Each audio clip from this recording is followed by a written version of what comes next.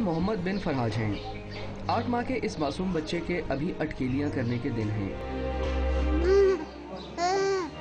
माँ बाप के साथ लाड करने के दिन।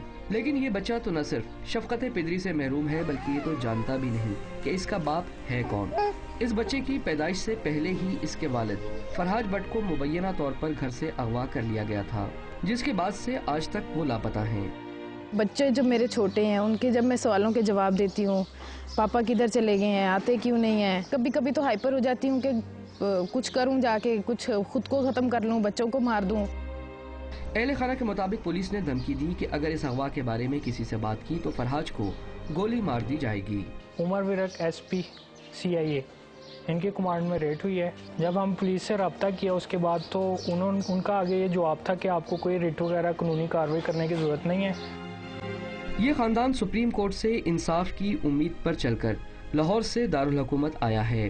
कैमरामैन खालिद मलिक के साथ आतिफ खान, डॉन न्यूज़, रावलपिंडी।